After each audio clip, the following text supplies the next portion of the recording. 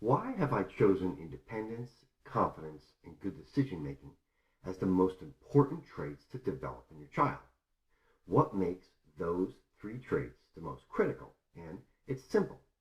I see those three traits as the pinnacle, the tip of the pyramid of child development. I've touched on this topic in an earlier video, but I want to go into it in a little more detail here to better explain why I consider those three traits the most important, what lies beneath the development of those traits, and lastly, perhaps most importantly, to relate those traits to a concept you may have a little familiarity with, and that's Maslow's hierarchy of needs, and ultimately the realization of self-actualization. Now, I understand that all that seems like a mouthful, but stick with me as I make my argument, and I'll explain how my parenting philosophy, raising an independent, confident, good decision maker, is basically loosely based on a concept developed by Abraham Maslow over 70 years ago.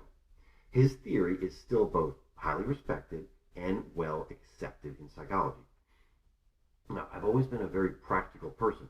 Theory is wonderful, but putting a theory into practice, actually getting positive results in the real world from a theory, that's what really matters. One of my main problems with the last few generations of parents, and especially parenting experts, is that there's so much talk about theories and not nearly enough discussion about how to put those theories into practice, turn them into useful tools that a parent can use to develop their kids for life as adults, prepare them for life as adults. Now, let me give you a quick reminder of Maslow's hierarchy of needs. Starting at the base of the pyramid, you've got to first address the physiological needs: food, water, shelter, sleep. Now, after fulfilling those, you move up to safety and security, followed by love and belonging, then self-esteem, and finally, the top of the pyramid, self-actualization. Self-actualization is about achieving your full potential, your full potential. Everything I'm talking about, everything I believe in my ICD parenting philosophy is for you, the parent, to help your son or daughter on their journey to living their best life. And in many ways, that's synonymous with Maslow's path to self-actualization. When I talk about living your life with the boundaries of your abilities, that's kind of directly related to self-actualization. In a sense, it is self-actualization at that point. Now, when you look at all the words that people use to describe a strong child and what they possess, like resilience and determination, courage and empathy, compassion, honesty, curiosity, optimism, adaptability, strong work ethic, a positive attitude, and a willingness to learn and try new things, those and many others. All of those attributes are developed in the love and belonging and self-esteem portions of Maslow's pyramid. It's only after you develop those qualities that you can reach the top of the pyramid, which, in my opinion, is where independence, confidence, and good decision-making skills are fully realized. I don't believe you can become an ICD adult, truly possess independence, confidence, and good decision-making skills until and unless you develop all those other qualities. Look at resilience, the capacity to withstand and recover from difficulties.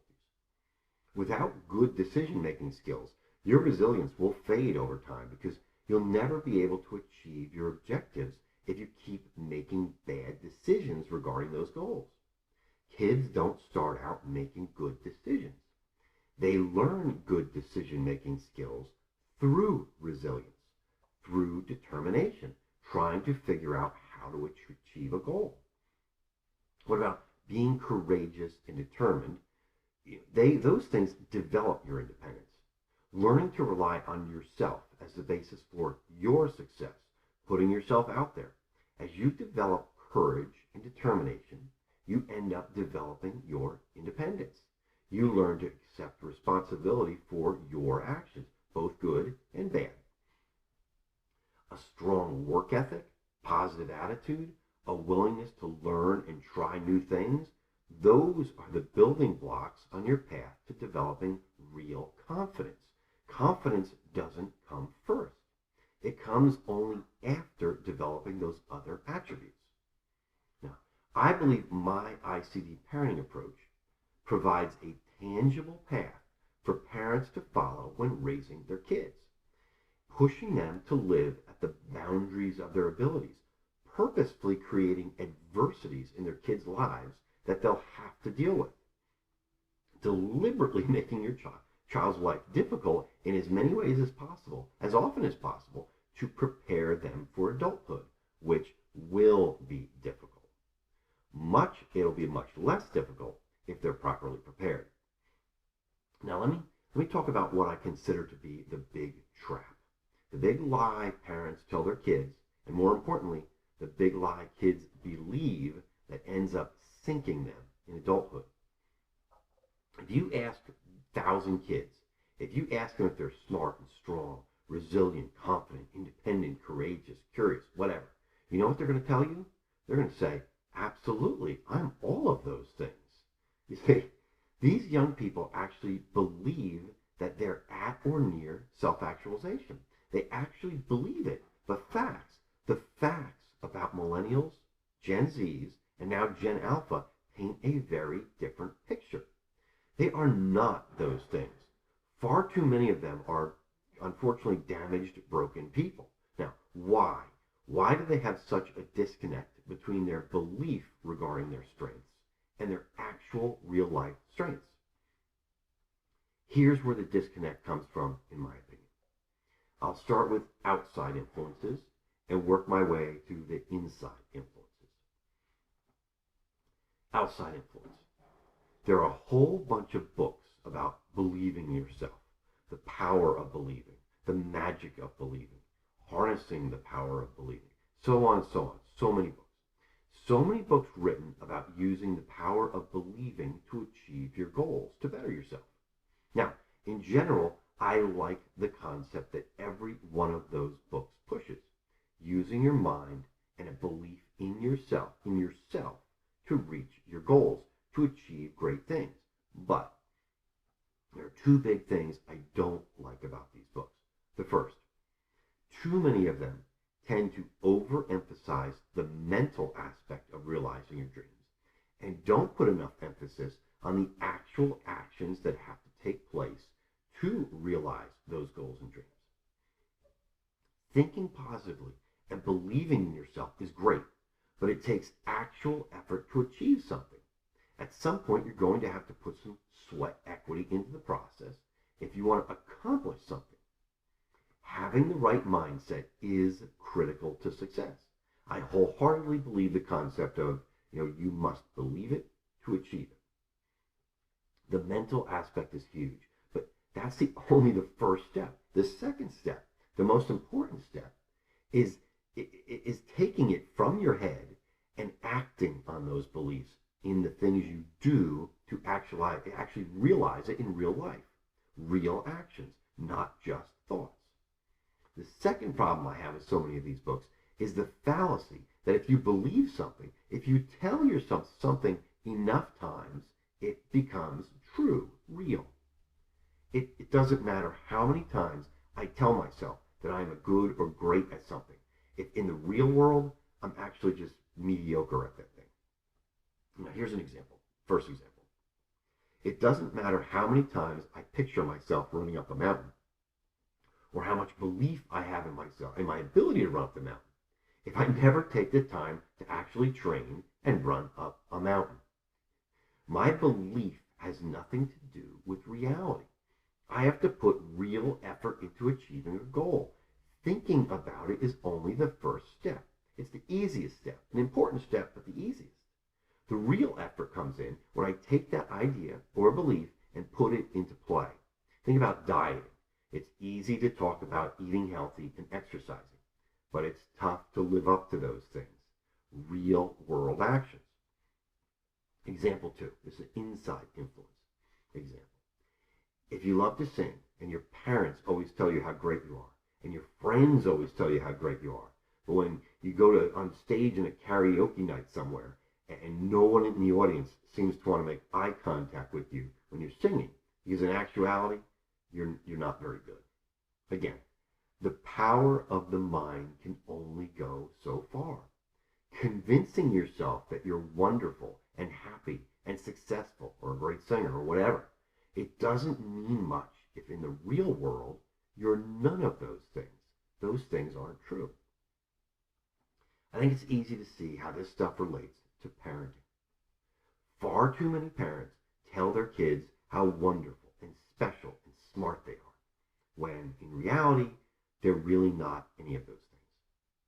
In my video, Independence, Confidence, and Good Decision Making, the Holy Grail, I suggest to parents to stop telling their kids how wonderful they are, how smart they are, how strong they are. As a parent, you should tell them that you believe those things about them, but they have to go out and prove it to everyone else in the world that they are those things. What mom and dad believe about their son or daughter doesn't really matter much. Being honest with your kids is a huge part of raising an independent, confident, good decision maker. When you lie to them about their abilities, their skills, their looks, their popularity, whatever, all of those lies, all kinds of lies, those lies only set them up for failure. Now, why are companies not hiring or are very reluctant to hire Gen Zs? So many of those individuals have no clue as to the huge disconnect between how strong and smart they think they are and how strong and smart they actually are. So many of them are unfortunately weak of mind, weak of body, and weak of spirit. They have no clue as to how weak they actually are. Outside influences and inside influences have convinced them of a falsehood, disconnected them from reality. Now, do I blame Gen Zs, Millennials, or Gen Alpha for their ignorance of their own weaknesses? I don't. I don't blame them. I blame their parents. There's an old saying, you fight the way you train. Childhood is the training phase. Adulthood is the fighting phase. Just because you tell yourself you can beat up Mike Tyson doesn't mean you can. And yeah, I know that's a dated reference, but hopefully you get my point.